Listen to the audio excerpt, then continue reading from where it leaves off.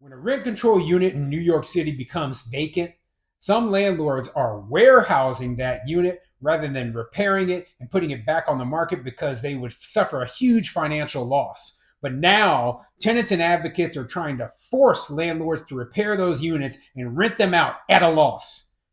I'm Tony, and this is Real Estate Investing and Landlord News. All right, so I have an interesting article for you today, and it's going over a topic I just covered recently, and that's how landlords in New York City are warehousing certain rent controlled units, okay? And the reason they're doing this is pretty obvious. It's pretty obvious, if they go in there and they have to spend, 50, 60, $70,000 doing repairs on a place that had been occupied for, 20 or 30 years, well, they're never going to be able to raise the rents enough to be able to cover the cost of all of the repairs, updates, and expenses that they had. So yeah, they'd have to go in there, spend a ton of money on bringing the place up to standards, right? And then they wouldn't be able to raise the rent to cover the cost. So it would be a losing proposition. So landlords are just keeping their units empty in a lot of cases. You know what? Tenants and advocates aren't happy about it. They are not happy, and they want to force landlords to repair those units, to spend tens of thousands of dollars, and get them back on the market at rock bottom prices. They want to force landlords to do that. Like, hey, no, you have to spend $100,000. Well, how are they going to do that? They're going to use the power of the city and the law to try to force landlords' hands. Okay, and I'm not surprised. I'm not surprised. Nothing coming out of New York ever surprises me because, it seems like they don't believe in property rights there. They believe in socialism and they want the government to run everything. And the only thing they're really doing is just chasing away the good landlords, chasing away the good landlords. Hey, they're chasing away the bad landlords too, okay?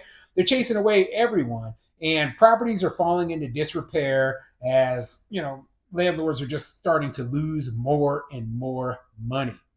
So before I get into the article, go ahead, hit the like and subscribe button, maybe leave a comment down below, and let me know what you think. First of all, what do you think of landlords being forced to warehouse their properties because they can't make any money due to their rent control laws?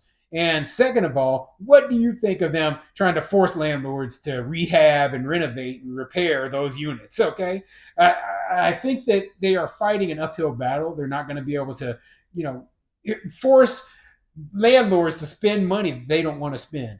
I mean, they can start fining the landlords, but I've seen cases where it's actually cheaper to pay the fines than it is to sit there and spend tens of thousands of dollars doing updates and upgrades. So anyway, let's get into this article.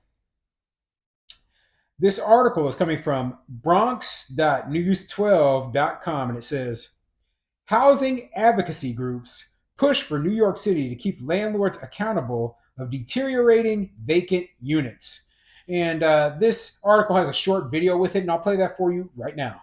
Got to go! Hey, warehousing has got to go! The term warehousing refers to when a landlord has empty apartments on hand but chooses not to rent them out to drive up the value. There is warehousing going on that is keeping habitable apartments off the market, and that is unacceptable. And when no one is living in these apartments, the conditions deteriorate, affecting those living around them. I lived in Patterson Projects since I was 3, and I had moved, and it was still no improvement. There's a lot of abandonment, mold, mice, water damage, and it's just not fair. Housing advocates rallying for the vacant unit safety bill that would require landlords to keep all vacant units in habitable conditions, to allow tenants to report empty apartments to 311, and for HPD to provide inspections to those units. We need those apartments rented out. With the number of homeless people and family members and everybody else that we all know who need affordable apartments,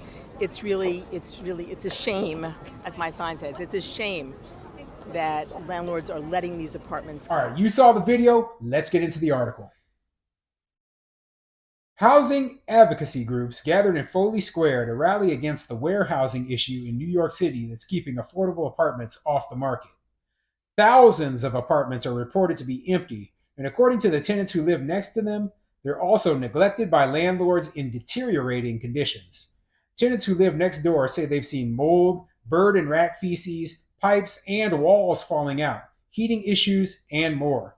And That's going to be very common. Okay, so if we're talking about, let's say it's a building and it has, the whole building is covered by rent control, right? And the tenant who was living inside that unit was a rent control tenant, so they didn't want the landlord to be able to come in there and do updates and upgrades, because in the past landlords would have been able to increase the rent after they did all those updates. So they let the place basically fall down into disrepair, and it's an old obsolete unit. So there's a lot of issues in these very old units that the tenants finally have moved out of. And when the landlord comes in, they have to spend tens of thousands of dollars in order to bring that unit up to date, up to the new city code. And the landlords are just like, hey, I just don't want to do that. I don't want to spend tens of thousands of dollars, and then when I'm done, I will only be able to have the rent at still that very, very low rent control price. And it's just not worth it to me. So yeah, these tenants are going to have, these units that are old and dilapidated. And that's the reason why landlords aren't repairing them. Okay. If the landlord repairs it, they're going to be out thousands of dollars. They say that landlords are purposely driving out low income tenants to bring the rent up to market value.